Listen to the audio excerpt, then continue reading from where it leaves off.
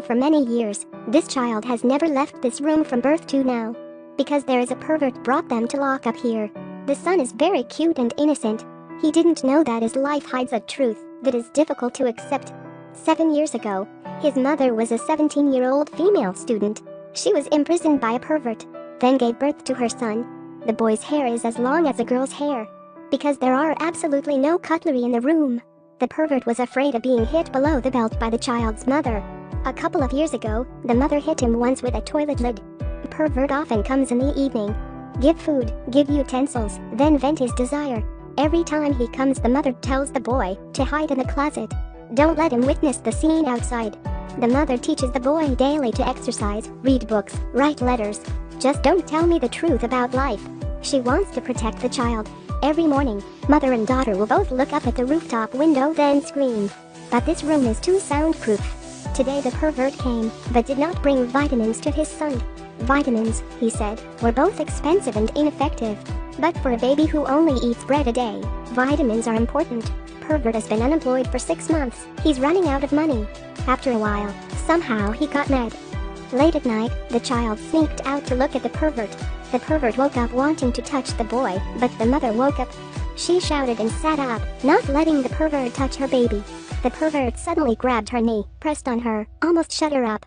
After a long while, he let go of his hand, then left. The next day they found out that the room was out of power. Whether the pervert cut it or if he forgot to pay the electricity bill. There's no heating, it's cold inside. She opened the iron door but she couldn't. These days the mother comes up with a way to escape. She began to talk to her son about the outside worlds. About that year she was cheated, locked in here. Unexpectedly the baby was angry and shouted to his mom. I do not believe what you said about the corrupt world. Then he cried. Yes, the world in the imagination is crushed by the person he trusts most. The mother has no other way. She was too much to be locked in this nest. She didn't say a word, didn't even move. The baby was just playing alone. While playing, he picked up a cup and looked into the light. He suddenly figured out, outside of the room it might literally have a world. So he started to actively ask his mom what the outside would have. The mother was very happy. Then she discussed a plan with her son. Let boys pretend to be sick to trick the pervert. Makes him take the boy to see a doctor. Thus, the son can transmit information for help out. For letting her son pretend to be sick, the mother put a hot towel on his face. It made his whole body hot, and his face was red. Then she put her hand in her throat, vomited on the bed, then put the paper calling for help in the pocket of her son's shirt. A moment later the pervert came. The mother told him, the boy is sick.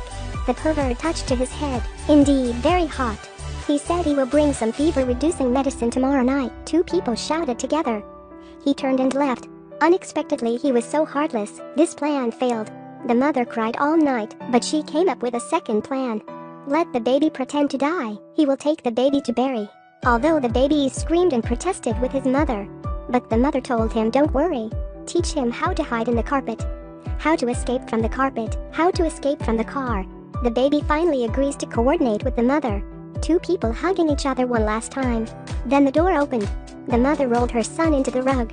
The pervert came in. The mother cried bitterly, saying the boy was dead. He was a bit frightened. It did not seem acceptable. But he doesn't believe this, wants to see the baby. But the mother hid him. He could only pull his hand back. He decided to bring the boy to bury. She said he couldn't bury a boy in this garden because she would feel her son. He also agreed. Finally he took the baby away. Before leaving, the mother and the son look at each other.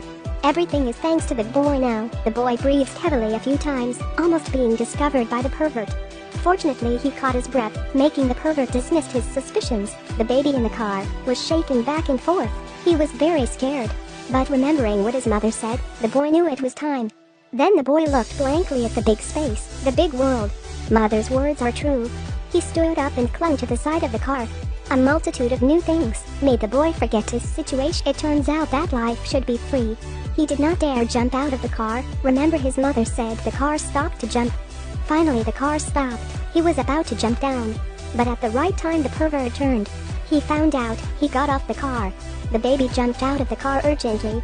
The boy fell, then was captured by the pervert. At this time the boy bumped into a person walking the dog. The pervert caught the boy. The pedestrian naturally wanted to say sorry. But he discovered this man was very strange. always used force to arrest the child. The boy suddenly shouted, "Save me, save me," then took out the paper, but was robbed by the pervert. Then the pedestrian shouted, "I called the police."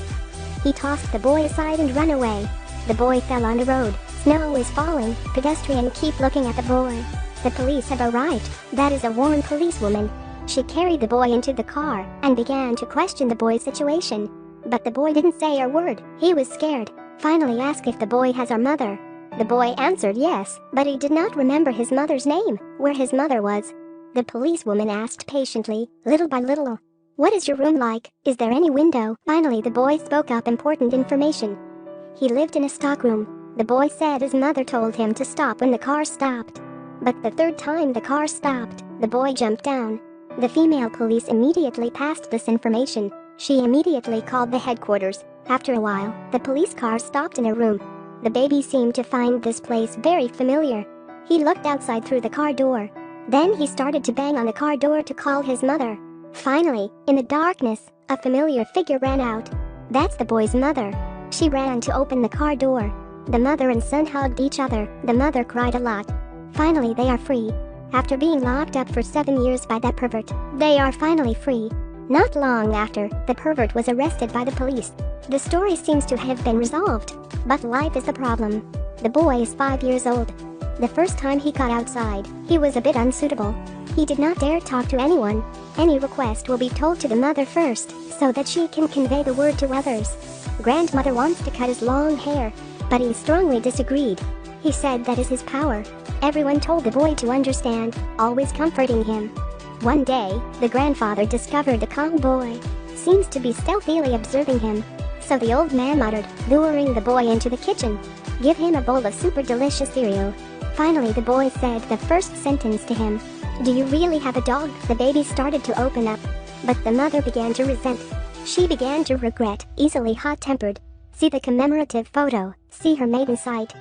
Because she does not know why suffering fate came to her. There was a time when her son sat beside her and looked at the phone, making her sleep noisy. She pulled the baby out. Her mother blamed her.